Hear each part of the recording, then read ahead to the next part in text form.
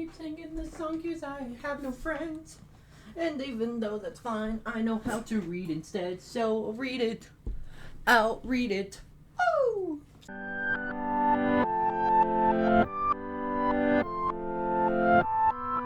Hello everyone, my name's Stonesy Boy and welcome back to Reading with Stonesy. So today we're reading a pretty long, it's gonna be 23 pages, but finally Stax is going to go on his adventure and find his code, after learning that the champion is nothing more than a big old fraud. But yeah. So, let's start it with Chapter 26, Peril and Pataranos. Stax discovered his own code, a return to a not particularly beloved house, surprising news. It was afternoon when Stax reached the bottom of the stone road in the meadow where Hedgie was sitting cross-legged at the foot of the sleeping tree, examining the golden helmet he'd taken off the zombie's head. Hedgie had sat calmly, his face serene, as Stax told him of the champion and his decision. "So what will you do now?" he asked. "I don't know," Stax said, and slumped into the grass next to Hedgie. "Finding the champion, convincing him to help was my plan, and it's failed. I've failed." "It is now apparent your path leads elsewhere," Hedgie said. "Perhaps it always had." "What does that even mean?" Stax said, his frustration boiling over. "If you see my path somewhere in this disaster, could you please tell me instead of tossing riddles in my general direction? Because I'm sure I don't see my path or any path. That is against your stupid code," Stax said, let out a bark of laughter. Of course it is. You know what, Jira? My path goes back to Tumble's Harbor. I hate the idea, but it's the only thing I can think of." Hajir nodded and got to his feet. "We should go then." He tossed the golden helmet into the grass and began walking west. "You're just leaving that?" Stax said, scrambling to his feet to pick up the helmet. Hajir turned. "It would just weigh me down. Like many people, I find gold beautiful, but it's also heavy." And with that, he kept walking. Stax studied the ancient helmet for a moment, then placed it gently on the ground and hurried to his companion. He wondered if the warrior would tell him to find his own way home, but Hajir had nodded at him, apparently having forgiven Stax's outburst. As the meadows gave way to the sand of the endless dunes, Stax felt his churning emotions subside.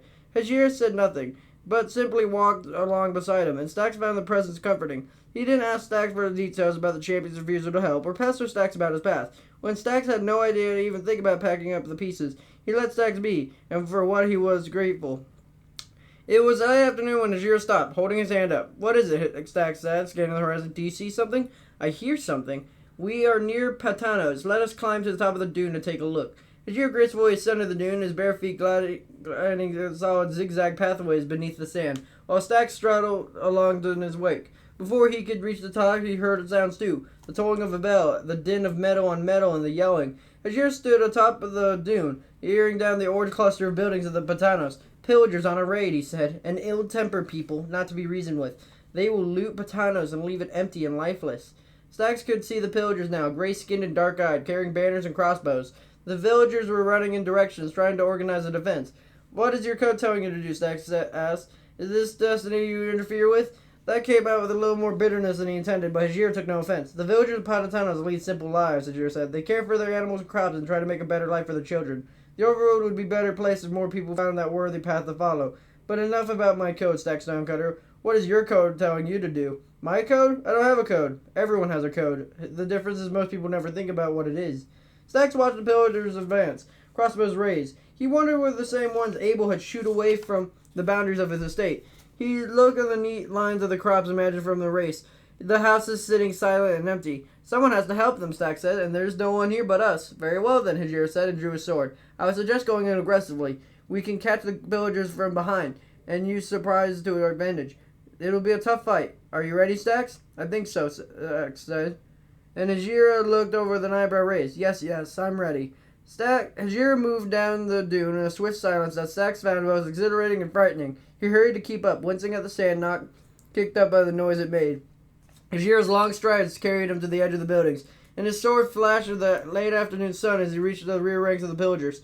Stax heard them grunt in surprise and anger, struggling to turn to the narrow confines between the barrier of the houses. And then Stax had reached them too. He heard himself yell, and an arrow zipped past his head, so close that the feathers on the shaft grazed his ear. He swung his sword, trying to remember Hajir's lessons about balance, and a pillager fell. The villagers cheered an unexpected arrival of allies. but soon fell back again, intimidated by the pillagers' ruthlessness and their weapons.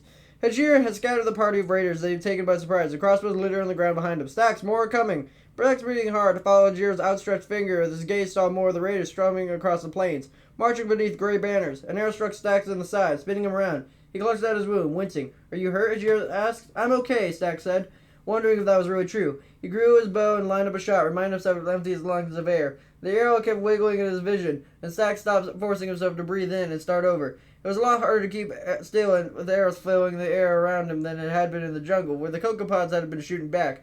Then he let an arrow fly and saw it hit home, knocking a pillager backwards. The next shot was high and went over the heads. Hajir smashed the villager's crossbow side with a sword, stepping into the Stacks' line of fire.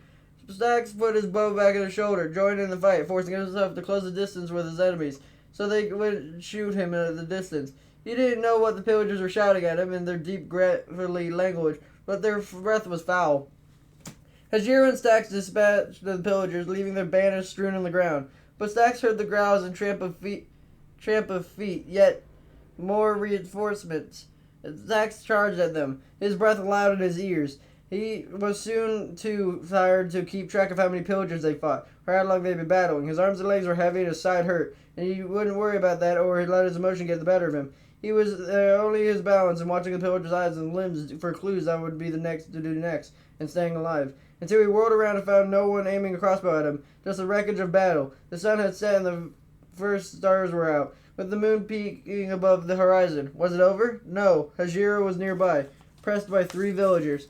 "Heji, I'm coming." As he heard Hajir's position, the black-clad warrior risked all luck over the shoulder and stiffened in alarm. "A creeper," Stacks Stonecutter. "Look there, by the village smithy. I can handle these 3. You must deal with the creeper." Stacks saw the creeper now, a green pillar of the black-spotted flesh, scuttling toward the multiple legs. He brandished his sword, trying to read the monster's unfamiliar body language. "No, Stacks," Hajira said with his voice drained to effort. "You must shoot it before it gets too close." "Right," Stacks fumbled with his bow. He always thought of the creepers as slow, but this one was moving far too quickly for his liking. He knocked an arrow, sighted down its length. It was arms and tired to the point an arrow made crazy circles in the air. He fired and shot went wide. The creeper didn't even react. Stacks hurriedly drew another arrow and forced himself to breathe out. The arrow struck the creeper low in its body, knocking it backward and making it shudder. After a moment of hesitation, it kept coming, its alien gaze fixed on Stacks and Hajira. "Stacks, keep firing," Hajira suggested. Another arrow. Stacks tried to calm his nerves, to breathe out, but he was too tired. Arrows went wide. So did the next one. He could hear his feet crunching through the sand. Breathe out, breathe out, breathe out, breathe out. Another arrow struck the creeper, but it kept coming. Stacks fired wide, then high, then reached for another arrow and froze. He had only one left. He drew back the bowstring, trying to keep his heart from hammering. He emptied his lungs, but now the arrowhead wouldn't hold still in his vision. The creeper hissed. Stacks closed his eyes and opened his fingers. There was a clatter of metal behind him, and a grunt that turned into a gasp. "An excellent shot, Stacks Stonecutter," said Hajira. "Ramel would praise you as a fine student." Stacks opened his eyes. There was no sign of the creeper except a little mound of gray powder. Hajira had his hands on his knees and breathing hard. Behind him, the villagers of Patanos peeked out through the doors and around the corners of their houses. After exchanging glances of disbelief, they hurried forward, surrounding Hajir and Stacks. Stacks was buffeted by claps on the back and spun around in hugs. Villagers pressed gifts into their hands, pies and blue nuggets of lapis, and single brilliant red poppy offered shyly by a child. "They were asking us to stay for dinner, it seems," Hajir said as a villager ushered them toward the house with the delicious smell wafting out of his window. "Are you hungry, Stacks?" Stacks' side hurt, and he could barely lift his arms, but the smell of pumpkin pie made his mouth water. "I could eat," he said, with a smile, tucking a poppy behind his ear. The feast lasted until late into the night, when Stacks finally convinced the villagers that he couldn't possibly eat another pork chop or slice of pie. They showed him to an empty house where he could sleep. If Hajir battled any monsters that night, Stacks slept through the noise. In the morning, they said farewell to Patamos and headed across the dunes. After a day and a walk, Stacks found an emotions of the last night ebbing, replaced with anxiety. He was returning to the little sod cabin outside Tumble's Harbor and had no idea what to do once he was there. The champion had failed him, and he didn't know where to find Fueg. He let alone defeat him, and he did. Hajira was silent, but Stacks sensed it was different silence than yesterday's. Rather than let Stacks be alone in his own thoughts, Hajira kept glancing over this fellow traveler, as if he expected him to start talking, but was disappointed that he hadn't. Finally, Stacks couldn't take it anymore. "What is it, Haji? I can feel you over there, wanting to tell me something." "Me?" Hajir said. "I'm simply walking across the endless dunes and thinking about whether we should skirt the rain jungle to Jagatel or go through them." Sure you are. I'll make this easier. I have no idea where my destiny lies right now. So if you see a path for me and think I've strayed for it, by all means, please give me a little nudge, even if your coach says you shouldn't. You fought well in Patamos, Stax, said Hajira. Well and wisely. It can be difficult for someone who has not been in any battles to realize that. I hope that you do. Stay, Stax, said Stax. But I don't think that's what you've been wanting all these hours to tell me. Hajira said nothing for several minutes, but Stax could tell he was thinking, or wrestling with the naughty demands of his code. But then he turned and smiled at Stax. You spent a great deal of time and effort, and we were prepared to the deal of money to find a champion. But you do not need one at Patamos. You were that champion, and you do not need the fine Void Temple for justice. Your path is to be your own champion, and you are farther along the path than you realize. Oh, I wish that were true, Stax said. But that's kind of easy to say. Thank you, Hedgie. You're welcome, Stax Stonecutter. And Hajira had continued the journey in silence, because now it was Stax who had something to think about. Hajira suggested they go around the borders of Jagatel to make their journey shorter. The days passed pleasantly enough, with Hajira not pressing Stax about what he had to do next, and Hajira asked him about adventures of his past. But when night drew close, Stax could carve a shelter out of a cliff still, while Hajira found a tree or sometimes spent the night roaming around and testing himself against the perils of the darkness. After several days, they found themselves once again amid the acacia trees and grasslands of savannah, where Stax had set up his homestead. Stack thought he recognized the shape of hills to the west in the direction of Tumble's harbor. He was correct. From the top of the hill he saw a familiar pattern of trees and even a little square of his sod house. Where it was home, or at least the closest thing Stax had to one now, except the sight of it made his heart sink. Stax peered at the little square below him. Perhaps something else was there too? Hajir had seen it too. That is a horse, he said, and I believe that is Ramoa. I can't see her, Stax reminded his friend. She doesn't like horses. No, she does not. Nonetheless, that is Ramoa. I'm curious as to what this means. They hurried down the hillside across the grassy plains, and Stax followed behind Hajira's long strides. Ramoa ran to them, hugging Hajira and then jumping into Stax's arms. Aren't you supposed to be Karamhés guarding a cavern? Stax asked, and once they distinguished himself. I was, Ramoa said, but I heard something about your going want to know. Stax, I think I found Foig Tempero. Chapter 27. Encountering Karamhés?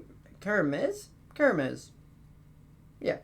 Karamhés. A project for us, surveying a caravan town, directions are offered and promises are made. Stax looked at Rameau in astonishment. You what? Did you see him? No, Rameau said. Not him, but look, it's simple if I just tell you the story from the beginning. It was a Caravasani, the innkeeper there had a couple of months ago. The place was outrun with bandits who come back from looting and stealing of the seas to the west. She said they'd thrown around money and gems on a real spree. Most of them had moved on, but their leader was still around. She said that there was a big bruiser with a black beard named Miggs, and he was waiting for new orders from his boss. Miggs was the name of the raider you told me before his right-hand man, right, Stax? Please tell me I didn't come all this way. And on a horse, no less, for nothing.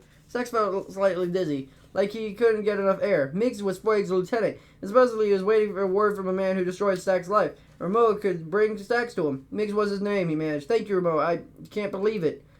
He needed a minute to process what he heard, and that was now possible. I've never been to Karamhés, Stax said. Where is it? About 2 days' ride to the southeast, Rameau said, and Stax's hand closed over the compass in his pocket. Probably 5 days' walk if you're hedgy. 6 or 7 for mere mortals like you and me. And is there any kind of law there? Rameau pursed her lips thinking. Merchants, associations, things like that, but no, nothing that could handle a situation like this. Stax nodded, leaning on the fence of his little homestead. Thoughts chased themselves through the head. Champion the hope Stax had invested in him for nothing. The chests of gems and ore he'd buried in his yard. Fighting in Patanos at Hajir's side. Huddling miserably at the bottom of the boat with Miggs. Foig Temper laughing at the stonecutter state burn. If I go to Karamhés to track down Miggs and confront him, will you come with me? He asked Ramoa. I'd go, even if you told me not to. Hajira will come? Will you come? Yes, this is a worthy path, and I wish to see you travel it. But I must ask, do you intend to kill Foig Tempero when you find him? He certainly deserves it, Rameau said. It is not your path. I did not ask your opinion, Hajir said. I'll offer whatever opinion I want, Hedgie. Whatever you ask me or not. That's always been my path, and you know perfectly well. While his friends argued, Stax imagined Foig Tempero before him, helpless and at his mercies, and felt his familiar flare of anger. But then it dissipated. The Stax just felt sick. I'd rather not kill anyone, Stax said, but I do not see how to stop Foig without doing that, and I'm going to stop him. That's a promise. Rameau nodded, and then frowned. She won't ride the horse, though, he said, so we'll get there long before he does. You are mistaken, Hajir said. My code allows me to ride horses. It does? Rameau looked surprised. But I thought, why would riding horses be forbidden? A horse is not a shelter. unless you desire shelter that will pee on you and kick you during the night. I do not ride horses when we travel together because you do not like them, and I do not wish to offend you. Huh? I never knew that, Ramona said, looking embarrassed. She turned to Stax. So this is unexpectedly not a problem. We can buy horses from Brubs and Zinni. What else do you need before we go? Dig up some chests, Stax said. We can go see someone I know in Tumbles Harbor who likes to make things. She's the best enchanter in town. Or the third best, anyway. It was dusk, with the sky gloomy and threatening rain as they arrived at Osk's house on the edge of Tumbles Harbor. The cube at the gate was glowing, which made Stax smile. While Hajira and Ramo tied up their horses, a donkey carrying the chest of gems and ore, Stax humbled the doorbell. Remembering at the last moment to step back and avoid being walloped by an iron door that was coming. Coming, yelled Osk from somewhere in the depths of their little house.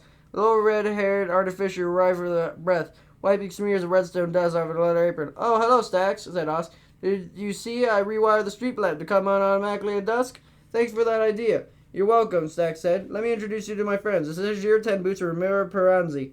Haji and Ramo, this is Osk Fikar. Hi, said Osk. Are you two new miners? I stopped working for Miss Tiny Stax. Did you hear that? But I'm always looking for redstone. If you run across any, I'm telling you, it's a material of the future. Okay, Osk, can we talk? I have a project for you. Sure, said Osk. I like projects. Speaking of projects, Stax, you have to see the new design I've been working on for an ore smelter. Maybe some other time, Osk, but we're kind of in a hurry. Well, that's a nuisance, Osk.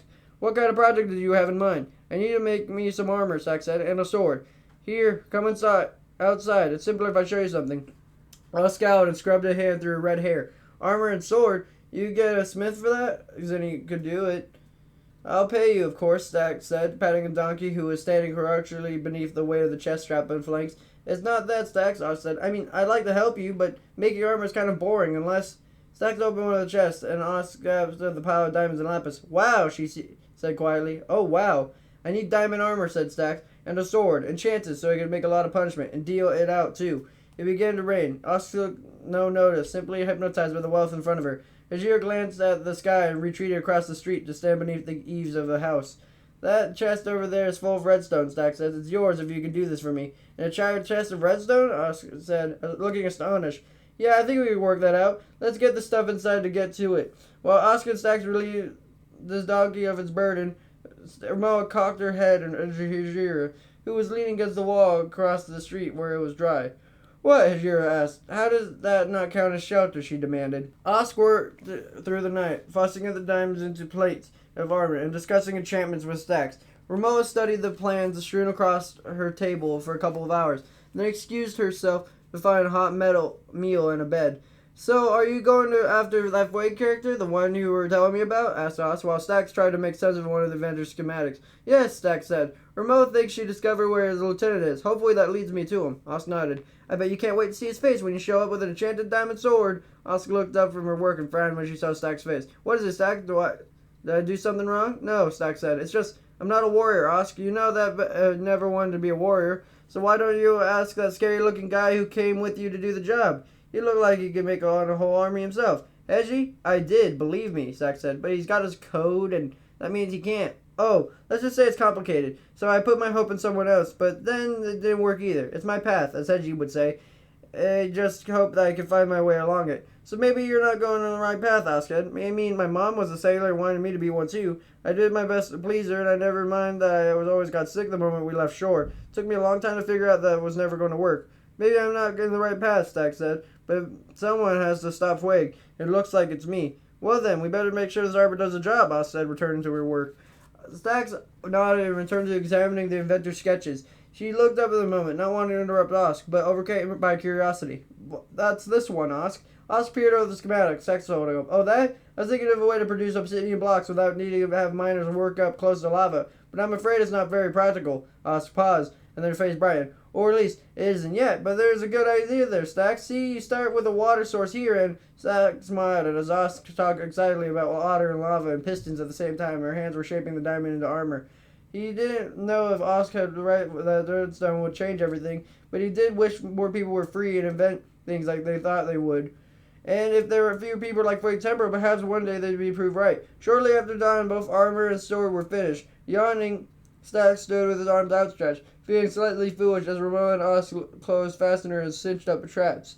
They stepped away and Stax flapped his arms. then carved a figure 8 into the air of the sword. The weapon was dealer and sorcerer's purple and seemed to swing in Stax' hand. Wow, said Romoa. You look different, Stax. Mildly embarrassed, Stax took off the helmet, marveling at how light it was. We both know that you were twice the fighter I could ever be, he said. Diamond armor doesn't make you a warrior. That's true, said Romoa. But it sure doesn't hurt. Let's get moving. Can I come? asked Stax. I never placed so many enchantments on an armor before. I want to see if they all work. They'd better work, Romoa warned her. Oh, I'm sure they will, Oz said hastily. But after all this, I kind of want to know how the story turns out. And, alright, I'll admit it. If this Frank Temple has done all the looting pillaging you say he has, he probably has a big stockpile of interesting things wherever he's holed up. Interesting things that could never be returned to the rightful owners, and would just go to waste if they let the rot there. Stax exchanged a glance at Romoa, who shrugged. We're going to ride fast and hard, she told Osk. Can you ride a horse? Not in battle or anything like that, but I can put my arms around a horse's neck and hold on. Stax considered the Lord Fisher workshop overflowing with plans and machines. She thought she could change the overworld. The plans he'd been thinking about all night, while Osk measured and tinkered and hammered. You can come, Osk, he said. I might even have another project for you. So bring your redstone, please. How much? All of it. Karamhés was a sprawling town in the intersection of a river running east-west and a caravan route running north-south. Its buildings were constructed in terracotta and crowned with graceful minarets. Banners flapped in the stiff wind and blew through the north, sending little funnels of dust across the marketplace. Sax, Romoa, Hajira, and Osk arrived after nearly 2 days of riding on the dust, saddled sore and caked in dust. I will never be able to walk again, Osk protested after a holster led their horses all the way to the stable. She groaned as she leaned against the wall and tried to convince her knees to bend again. What a nuisance. You'll be fine after a good meal and a bath, Romoa said, sniffing unhappily at her clothing, which we could all use. I, too, am relieved to have my feet on the ground once again, Hajira said, serenely stretching leisurely. But Stax was staring at the door of the Caravasani. The idea that Miggs might be on the other side of it being impossible. And yet it was true. For all Stax knew, Miggs could be sitting a few blocks away, unaware that his past was about to catch up to him. Stax's head flexed, as if around the hilt of a sword. His diamond gear was stowed to avoid attracting attention, but retrieving it would take only a few minutes. Romoa saw a gesture and immediately knew what he was thinking. I'll find out if he's here, she said. Wait for me here. Romoa slipped through the front door. Stax waited nervously, measuring all the things that might go wrong. But a few minutes later, Romoa reappeared to say that while Miggs wasn't there, he'd been around the night before, and the innkeeper expected him to be back some evening. That gave them time to bathe and rest in the Caravasani rooms, though Hajir contented himself with a dip in a horse trough, with Stax tipping a very confused stable boy who wouldn't ask questions. Hajir also took Miggs an evil meal outside, telling a nervous Stax if Miggs fled, he'd be in position to intercept him. That left Osk, Romoa, and Stax, who took the corner table with a view of the inn's common room. Romoa and Osk flanked Stax, who sat in the recesses of the booth, his diamond armor covered by a dark travel cloak. The inn's food was good, perfectly prepared mutton and a beetroot soup, but Stax could hardly taste it and chewed mechanically, his eyes fixed on the door. Oscar was chattering away about some invention about the revolutionize something, or Romoa quizzed her about the details that sounded like genuine interest. But Stax barely heard them. Every time the door opened, Stax's brain tried frantically to make a new rival into Miggs. Never mind the person was much shorter, had different colored hair, or no hair at all, or was another gender entirely. When the actual Miggs walked inside, however, Stax recognized him instantly, remembering the thick black beard, broad shoulders, muscled arms, and just in case Stax had any doubts, he was wearing Stax's shirt. The yellow one with the red dragons. Is that... Romoa began. Stax nodded. Where? Demanded Osk, before getting to her feet and scrape off the chair across the floor. That Stax was pretty sure he could be heard in Toma's Harbor. He grabbed the artificial's arm and hauled her back into her seat. Miggs glanced around, his eyes passing over Stax's booth in no apparent recognition, and took a table by himself in the middle of the room. Stax got to his feet and noticed that his hands were trembling faintly. Breathe out, he told himself, just like you're firing a bow. I don't believe her, Romoa said. Stax felt a surge of annoyance. Had she thought he'd been sit there while Miggs had leisure dinner and left? Hedgie's broken his code, she added, and Stax saw that Hajira had entered the inn and standing near the door. She caught Stax's eye and nodded once. I'll be right behind you, Romoa told Stax, standing up. Oz scrambled to her feet as well. Stax felt like he was floating and crossed the room, standing at Miggs' table. Hello, Miggs, he said, and drew his cloak back to the radius so he could see his arm and hand on his hip next to a diamond sword. It's been a long time. Miggs' eyes went to the sword first, and then glittered up the armor to Stax's face. Stax smiled as he saw a moment when he later remembered. You're that kid, she said, from across the water, way to the west. I'm that kid, Stax said. I bet you thought you'd never see me again. I didn't. I ignored Stacks that Miggs was calm, while his own knees kept knocking. You're the fancy boy that won the weird name. No, 2 weird names. Stacks, that's it. Stacks Stonecutter. May as well have a seat, and your friends too. And Miggs pulled out a chair next to him in 1 foot. Not quite believing it, Stacks sat. After Moa and Oscar did the same, Hajira came and stood at the table, looking down at them. So what do you want, Stacks Stonecutter? Miggs asked. Revenge? I'm guessing that's it. And what 3 things for backup and that pig sticker on your belt? Well, if that's what you want, here I am. I want information for starters. Where's Frank Temporal? Miggs made a sound of something between a laugh and a snort in disgust. You want my advice, kid? You're lucky to be alive, and I don't want your advice, Stack said. Let's try this again. Where's Frank Temporal? Miggs studied his fact's face and nodded. Was that respect that saw in the Raider's eyes? You're not the same kid you were then, though. Back then, when you were huddled at the bottom of the boat, retching and spitting, Miggs said. You've changed. Yeah, a lot's happened to me. Where's Fueg? Miggs sighed. East of here, upriver, and a fort on top of a mountain. Which mountain? You'll know it when you see it. Rose shook her head. Zarek glanced. At least make up a good story, she said. It's true, Miggs said. It's unmistakable. Can't miss it. Stacks fished the compass out of his pocket and found it pointed due east. And what the rest of your gang? He asked Miggs. They don't matter. Brigands, sell swords, pirates. Who knows where the lot goes when the job's done? I'm lucky I found you then, Stacks said. I suppose you are. So now what happens? Here I am. You gonna draw that sword, Stacks? Stacks considered it, but on one hand he was sure Miggs had committed any number of other crimes. On the other, he had been the only one Fueg's crew to treat Stacks with a bit of kindness, however grudgingly offered, and it suggested where something in a man might be worth preserving. Stacks looked at Ramoa and asked, and then up at Hajira. What do you think, Hajira? He asked. Oh, come on, you're inside the inn. It's definitely a shelter. I'll leave it up to you. Hajira's eyes narrowed as he studied Miggs for a moment. Let him go, he said, but only if he can find a decent path, one that does not hurt others. I travel many lands, Miggs, and I have eyes and ears wherever I go. If you leave a new path, I will know, and I will find you. Miggs looked down from Hajira to Stacks, his eyes dark with anger. And if I don't want no part of this new path of yours, think about why we're here, Ramos said. This is really the life you want to keep leading? Miggs glared at her, and Stacks' hand crept the hilt of the sword. And then bearded Raider became a sag. Slowly, almost unwillingly, he nodded. There's one more thing, Stacks said. That shirt belongs to me. Now Miggs really was angry. But then he started to unbutton the shirt. His fingers trembled slightly. As people at the other table looked on in disbelief, he stripped out the shirt off, balled it up, and set it in the middle of the table. Then he got to his feet and strode bare-chested out of the inn. I'll be outside, Hajira said calmly. Once Miggs was gone, I may suspend my vow only when I absolutely must, and then only for the briefest of periods. That was kind of intense, said the pale Osk, as the door closed behind Hajira. Stacks had to agree. In fact, he felt like throwing up, but Ramoa smiled at him. And now we find Fueg, she asked. And now we find Fueg. Good, I only have one question. Why did you want his shirt back? In fact, why did you own it in the first place? It's awful. Aw. Cute little opinions. May they never go anywhere. That was a long read, but it was a really nice one as well. Anyways, next time is the second to last episode with 249 going straight to 260. Who knows?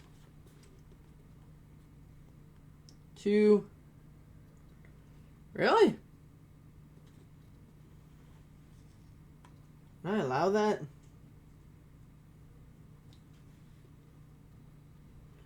With the next episode being... No, only because the next episode then would be about like 28 pages long. So let's say 249 to 2... let's see. We have to 271, which would make this plus 22. Yeah, let's do that. 22 pages. That's not that bad. 271, which makes it 22 pages of a book instead of like 5, and then the next one being 28. And then, so next time will be the huge fight and huge battle, and the final episode will be the resolve of the battle, the aftermath of the battle, and something else. One more thing. Come on. Oh yeah, him returning. Like I said, I've read this book 1,000 times. So yeah. Anyways, I hope you guys have a fantastic, wonderful day. If you like me, make sure to like, comment, and subscribe, and I'll see you guys next time. Bye bye.